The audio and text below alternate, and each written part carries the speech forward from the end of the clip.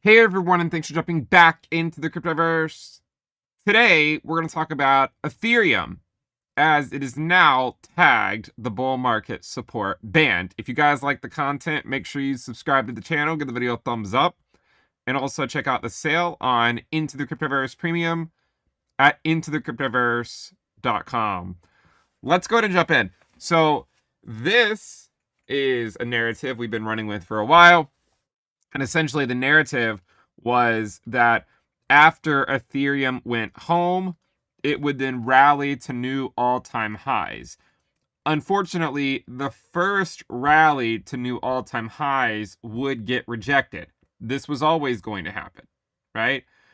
And we said that when the local high in August occurs, that we should get a 30% correction back down. What's interesting is if you look at the move here from the high to the low, 30% drop. So it's already happened, right? It's already happened. So for me at this point, I have to flip the bias, right? We were bullish on it down here when it went home. And we've been bullish on it up until August. But back then, on the sweep of the all-time high, it made sense to think that ETH would drop back to the bull market support band. And while it did that, the valuation against Bitcoin would also drop to the 20-week SMA. And sure enough, when Ethereum hit a new all-time high on its USD pair, ETH Bitcoin started to bleed. And guess where it just found its current low? Well, we'll talk about this in a minute. It just found a low right around that 20-week moving average. So, where do we go from here? Well, I will continue to make some bold calls, right, as we have been for Ethereum and dominance and everything. I'll continue to do that. Just know that I probably will get something wrong relatively soon. And because of that, we have to talk about, like, what is the contingency plan, all right? So what is my base case now? Well, I already told you my base case back in August. My base case was 30% drop, then rally to new all-time highs. Now, I got people coming out today and being like, well, what about tariffs? Does that change anything? All that stuff doesn't matter. It just doesn't. And I know that sounds crazy. It just doesn't matter. Someone said, well, now that it's happened, or have you changed your mind? I'm like, no, because I thought this was going to happen. Now, it's true that if the top were already in for Ethereum, it's true that eventually it would get to the bull market support band, making me think I was right, and maybe it just continues to drop. But for now, my base case is that Ethereum should now rally to an all-time high. That is what I think is going to happen. Now, I would be willing to accept I'm wrong and to cut my losses on a weekly close by Bitcoin below its 50-week moving average. If we get weekly, and maybe 2 weekly closes, if we get 2 weekly closes below the 50-week moving average, then I'm wrong. Because historically, whenever Bitcoin gets weekly closes below the 50-week moving average, that's the end of the cycle. Okay? So I think Ethereum is going to rally to a new all-time high.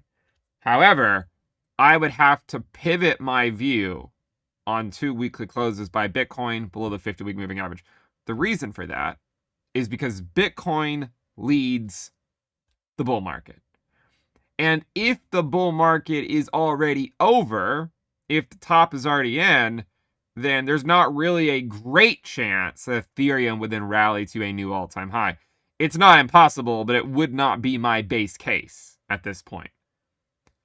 And, there are some charts that would suggest we're pretty far along in the cycle.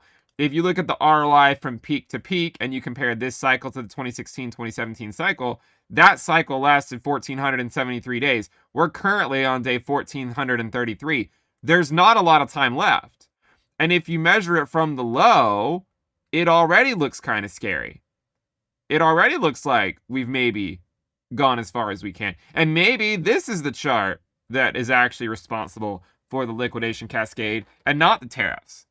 People will assign narratives to things because it makes them feel better, it makes them rationalize. But the news cycle just simply does not matter.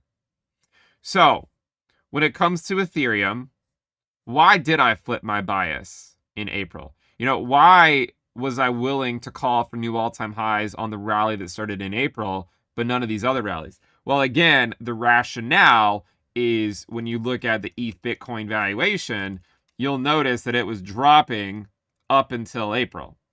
And the reason why I think it bottomed back in April was because every time Ethereum goes home to its logarithmic regression trend line, that's when Ethereum bottoms against Bitcoin.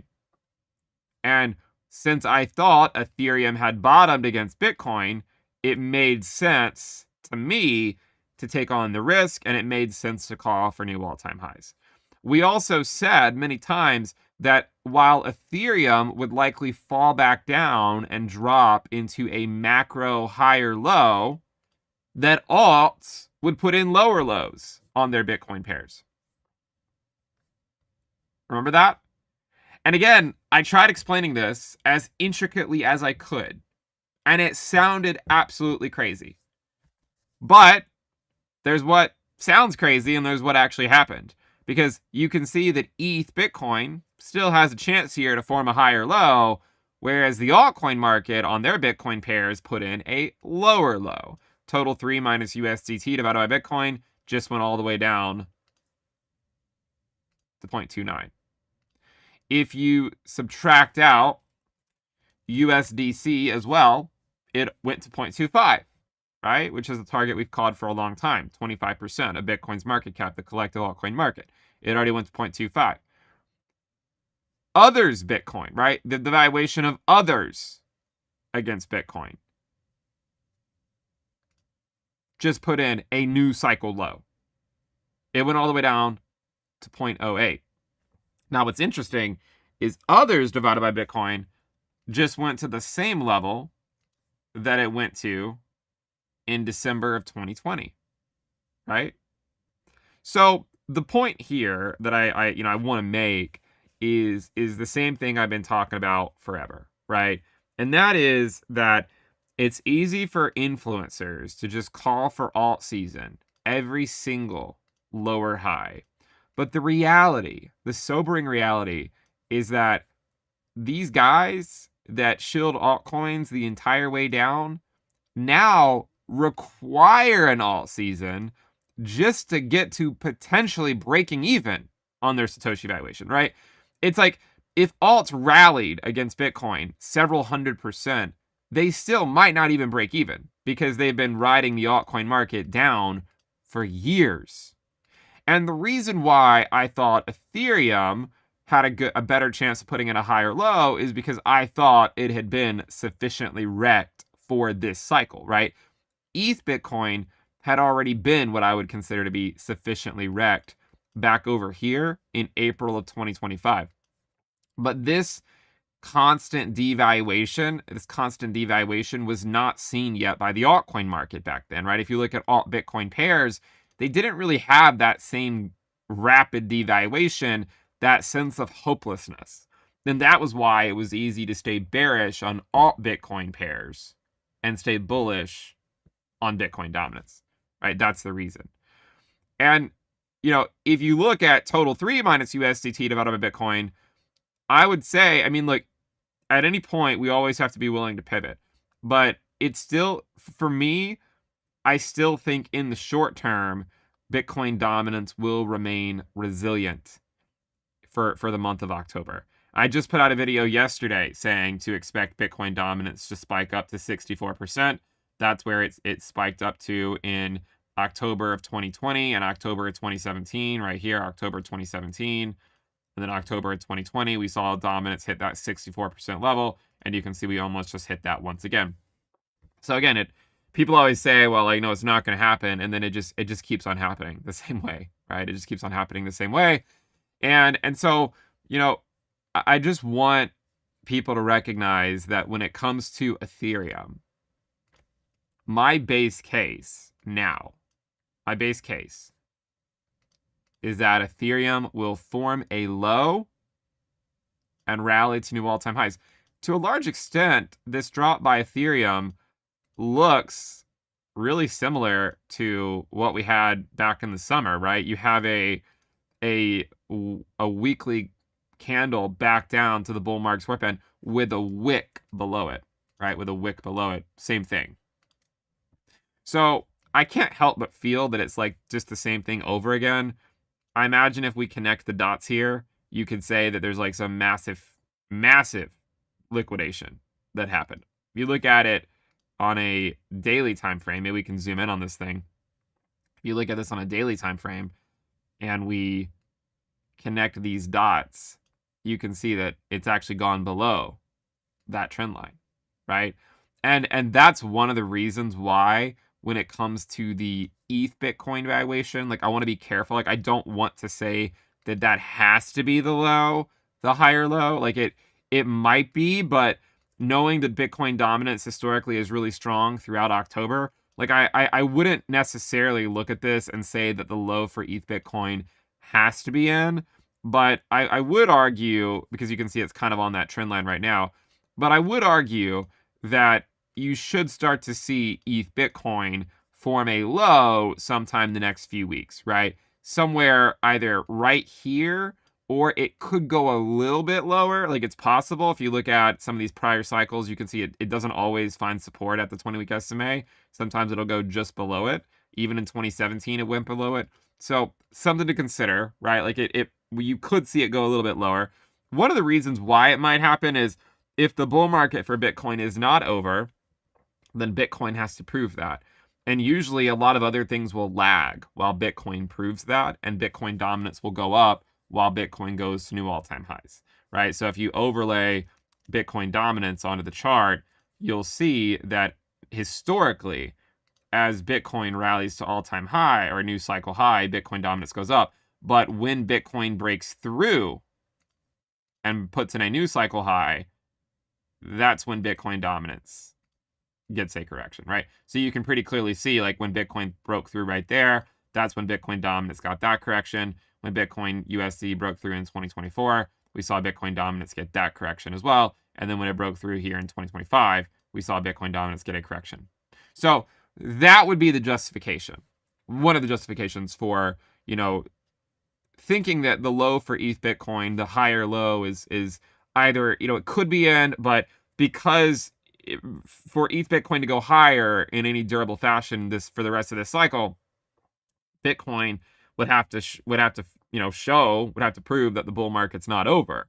And if it's not over, then that means we have some time for Bitcoin to get back to new all-time highs. And if that happens, Bitcoin dominance should go up, which is why we have to be careful getting too bold about proclamations that the low for ETH Bitcoin is in. It could be, but even if it is, it doesn't mean, that all altcoins are going to rally immediately with it. So what's really interesting is how that forecast played out of what we said, of where a higher low by ETH Bitcoin would likely be a lower low for all Bitcoin pairs. You have likely a higher low for ETH Bitcoin forming, and at the same time, you had a lower low for all Bitcoin pairs that formed. So what I think, to summarize, is that now that Ethereum has dropped 30% and hit the bull market support band, I think it will now rally to all-time highs. Sometimes when you get these drops, you'll see it wick down again the following week, right? Like that can happen. It's not impossible for a couple of wicks down. So be prepared, be prepared for something like that.